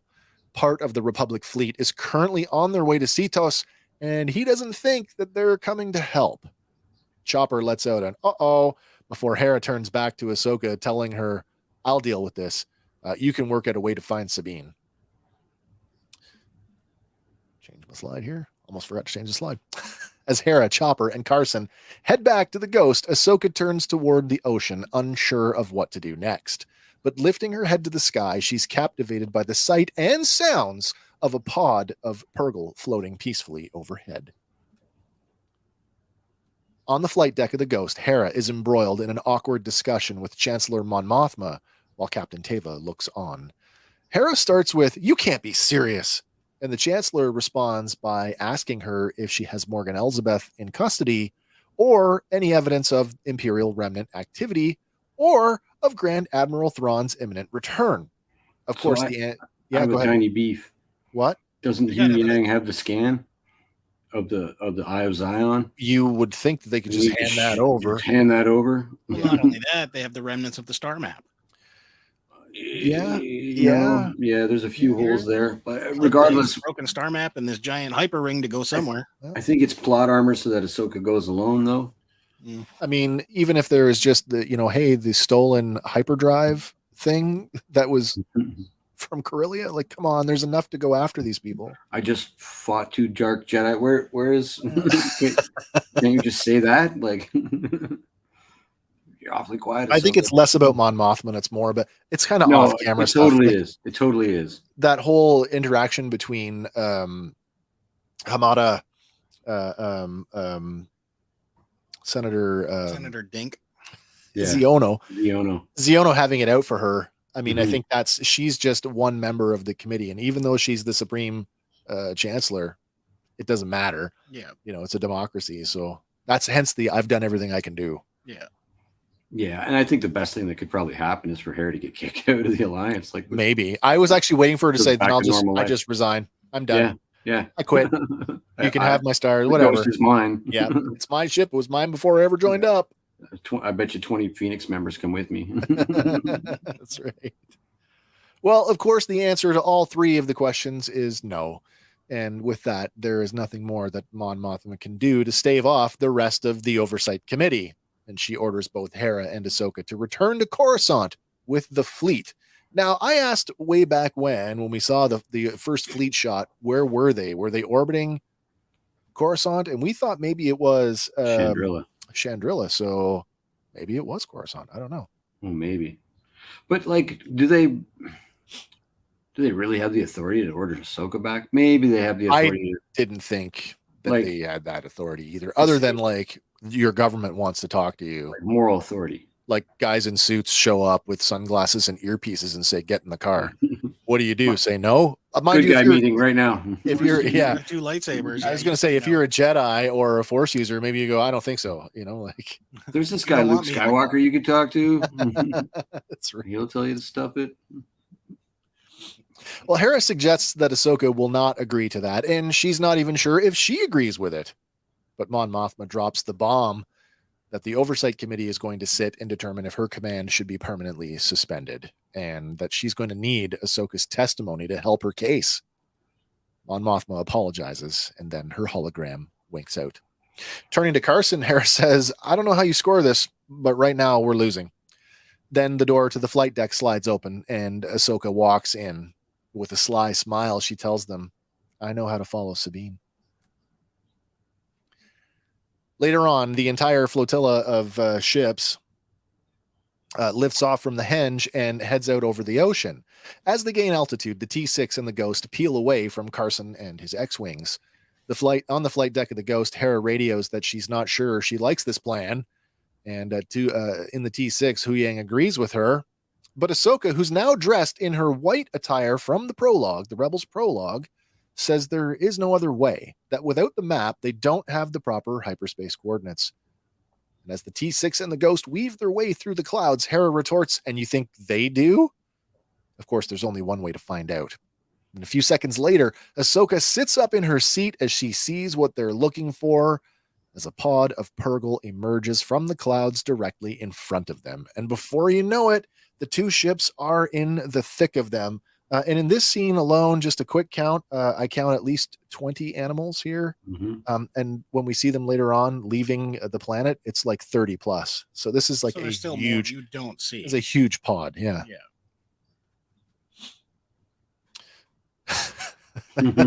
Sorry, I had to put that one in there. From the clouds, outswims a Purgle easily twice as big as the others. Hu Yang suggests that it is one of the larger animals, and Ahsoka agrees with him, adding, "That'll do." Now, the Wikipedia, the canon entry for Purgle lists Purgle, but it also talks about what they call the Purgle Ultra, which are twice as big as the others. Presumably, that's what we are looking at here. This is the Ultra, and that's what I'll be referring it to as we go forward. But you do get a sense of scope when you see it this way. Like the T6 is literally a speck. They're plankton. Space krill.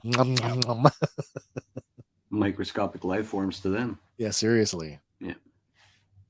As the T6 sits in a hover somewhere in the middle of the pod, Ahsoka gets up from her seat and exits the ship onto its flat fin-like wing. With her cloak billowing, she walks to the edge of the wing and she looks around as the whales swim to and fro. Then looking down, her gaze is met by the ascending form of the Ultra as it rises just a few feet in front of her. Jason and Hera stare in amazement at what's taking place. Carson radios in to inform Hera that the fleet has arrived, but Hera tells them not to let them interrupt because if they do, it could frighten the pod. He asks how much time they need, and Hera tells him that she doesn't know, just keep them away. High above Cetos, 3 New Republic ships drop out of hyperspace and move towards the planet, while Carson and his X-Wings fly out to intercept them. Cutting across the bow of the lead ship, Carson tries to stall them.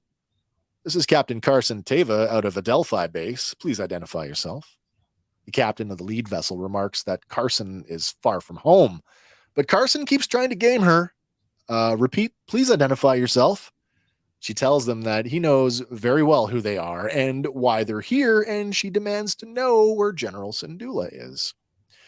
Carson's not done yet, as he tells the lead ship that Hera's mission is classified, and until he can confirm that she's completed it, the New Republic ships will have to halt their approach to the planet. Growing tired of the ruse, the captain tells him that they're here because there was no mission. Carson bobbles his head for a second as he tries to come up with something else to say. "I respectfully disagree." The ship captain, trying to appeal to his sense of reason, reminds him that they're all on the same side here. And if he tells her what Hera and Ahsoka are up to, maybe they can help. Weird way of showing it by sending a friggin' armada. three these MC-30s, and I couldn't give you numbers, but for sure the flight decks as they go by are full of fighters. Yeah. So I mean, there is a force here to be reckoned with. Yes. That's an awful lot for 2 ships. Yeah. Well, one of them has Ahsoka. That's true. And one gun. Yeah. Well, we've seen two Dark Jedi just go ramshot on an entire ship. It's possible. Like they were just. That is true. That is true. We're going after John Rambo. You're going to need a lot of body parts. Running out of BS to feed the captain, Carson tells her the best ways that she can help is to maintain distance from the planet until he can confirm that Hera has completed the mission.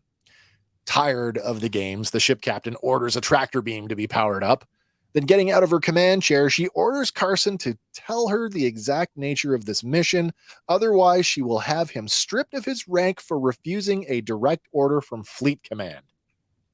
Shaking his head, Carson resolves to tell her the truth, but he adds, "Well, you're not going to believe me." He's so good at that. He's just, from the, "Oh, I guess so, that's the way it is," to, "Well, you're not going to believe me." He's like the everyman. Like if any one of us was like, "We're joining the alliance, they're going to make us a pilot," that's who we would be. I can't believe I'm doing this. On the Ghost, Jason asks his mother if Ahsoka is really going to talk to the whales. And she says that's the idea. And Jason says, well, it's just like the stories that she used to tell him about how the whales took Ezra and the bad guys far, far away. She tells her son the whales saved them.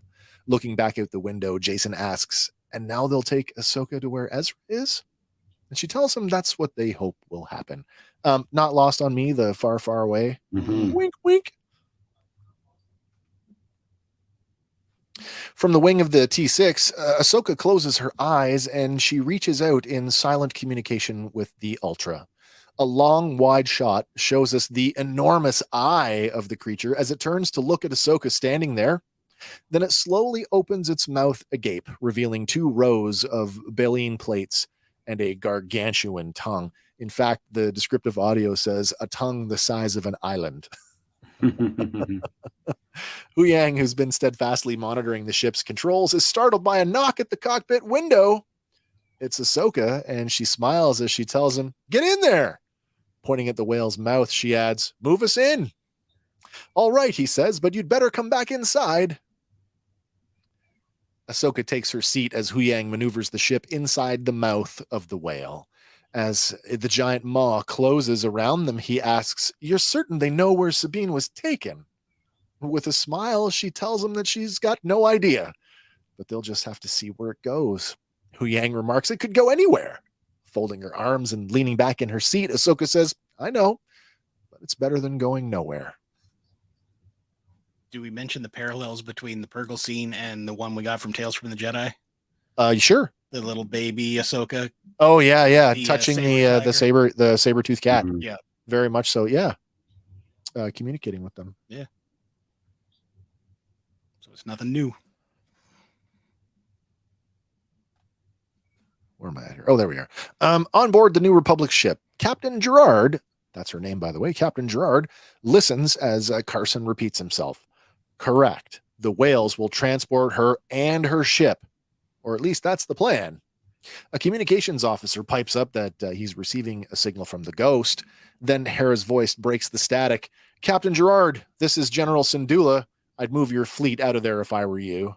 The captain's eyes grow wide as she sees the entire pod of Purgle, led by the Ultra, swimming towards them. She calls for evasive maneuvers, but the whales are moving fast and her ships are enveloped by the pod as they swim past. The 3 X-Wing pilots are awestruck as the whales fly by. Captain Gerard, by the way, that's actress Elsa Davis. She is an actress, singer, and songwriter. She's been in numerous stage and film productions. Now, her longest running role was playing Addie Pickett on the series Heart of Dixie, but you might recognize her as Cynthia Driscoll on House of Cards. We have our weapons officer, the woman that was ordered to ready the tractor beam. She's credited with the vaunted role of weapons officer. She doesn't have a name. That's Gina Vittori, a veteran television actress since 2014. She's played several one-off roles, but if you're a fan of B movies, you might have recognized her as Alabama Channing, the protagonist of the 2018 Tomb Raider knockoff movie, Tomb Invader. Nice. And our communications officer, that's Anthony Natarile. I hope I said that right, Natarile. A relatively unknown, having appeared in a handful of shorts and a few one-off TV roles. His longest gig was 4 episodes of the 2018 reimagined web series, The Facts of Life, where he played Mike. I did not know they did that. It was a web series. I don't think many of us knew. I didn't know. He was Tootie. 4 episodes of that, though. Yeah. Well, there you go. There's all of our guest appearances this week. Cool. Minus the ones that were already in last week's episode. For them, they get so overshadowed by everything else that's going on. Their one speaking line. Yeah. Yes, Captain. I missed that comment. Facebook user. They don't have a ship that can get them there. No, That's They need the true. Purgle. That's true. That's why they need the Purgle. They do need the Purgle. unless they want to, go back to the. I have to admit, yard. the mouth thing. Can we back that up for a second? Let's back that up. Hanging out in the mouth. I didn't see that one coming. I thought it was going to be more akin to Where they just the grab by tentacles tail. grabbing the ships, a la Thrawn's. Like so those Star Destroyer. tentacles probably couldn't grab something that small, eh? Well, but they yeah. even one of the regular Purgles Maybe. could have grabbed them. You know what I mean? Like, I appreciate the visual that we got. I think that's Yeah. fantastic. And it's what did I say this week? Jonah in the belly of the whale. Mhm. Maybe Ahsoka she in the feels belly like of the whale. to make that big jump, she's got to pick the big Purgle. I guess, but are they There's they all always going? a bigger Purgle. I get the impression that the whole pod is going. That Yeah. The Ultra is just sort of the, like in a pack of elephants, the bull, the leader. Even at the last second, I thought Hera was going to get sucked up in the jump. I kind of wondered that as well. Yeah. All right. So as the pod passes the fleet, they slowly begin to fan out their tentacles as pulsating blue energy ripples down the length of them. Hera in the Ghost, still running parallel with the Ultra, radios to Ahsoka to tell her that it looks like they're about to jump. Ahsoka says she's sorry that Hera can't make the trip, but she shrugs it off with a smile as she replies, "It's all right. Jason's too young to travel between galaxies." Mhm. Ahsoka promises to find them, and Hera nods as she replies, "May the Force be with you." Inside the mouth of the whale, Ahsoka and Huyang are bathed in light as the Ultra leaps into hyperspace, leaving us staring at a spiraling starfield, and then we cut to black. And that is Shadow Warrior, episode 5 of the Ahsoka show. So good. Oh, Holy cow. Now, as big as that was on TV, could you imagine being in the audience for one This of the is- theater viewings? Man, Oh, I haven't seen any comments from anybody who's seen it theatrically, but like I predicted, we said, okay, it's got to be something big if they're putting it in theaters, yeah. even if it is just a limited, 10 theaters across the Something US like or that, something. yeah. Could you imagine? I would have loved to have seen that theatrically. I'd have went to the theater, watched it, would have went home, watched it again. Yeah. Yeah. Crashed my car watching it on my phone on the way home. All right. The biggest question, or one of the biggest questions that has come out of each week, when are we going to see Thrawn? Oh, next week, guaranteed. I think so. This coming Tuesday. Unless we do something with the sun, but This coming Tuesday. You know what? You're probably right. You are probably right. Now, before we wrap things up, let me just what am I doing here? That's not what I want to do. I don't know. We'll just go back to that one. Change things up over here. There we go. There we are. What did we think of that one now that we're through it? Oh, So good. best So episode good. ever. Best episode ever. Yeah. Of all the Star Wars TV that's been yet. Of all Star Wars television. In my opinion. That's a really tall one to fill. I don't Yeah. know. I'd have to go I back mean, and revisit some of Season those 2, episodes. episode 3 of Droids was pretty spectacular. You know, I will say this. As a complete episode, you might be right. Is it the best moment? Because like the Star Wars TV has only made me cry one time, and it wasn't this episode. No. So, I'd say I've cried maybe a few couple times. oh really? Yeah. I've cried a few Softly. times. Yeah. Yeah. Of course, we're all almost like Oh. we're almost all 50. mean, I honestly probably cried more at the Clone Wars finale. Oh yeah, than I did. Yeah, about that's super the, emotional. Luke Skywalker. It was a different kind of crying for Luke of Skywalker. course it Yeah. is. Yeah. This was stem to stern. This was like, I don't even know if the last episode like was The Empire Strikes Back. This was Return of the Jedi in every single way. Like, Yeah. Right. For sure it was. For Yeah. sure. I'm excited for next week. I can't believe how you're going to top that. Like, I don't know. Like, what are I you don't doing know. that where you go, I'm going to put a theater quality episode out 3/4 of the way through the season? This could have easily been the season finale. Agreed. Totally agreed. If you'd have left it there, okay, we're going to give you this Ahsoka. The episodes up till now, the first 5 episodes with the right cut, that's a film. Yeah. Oh, easy. That's a feature film, Easy. right? And then whatever the next 3 are. Doug. Eee!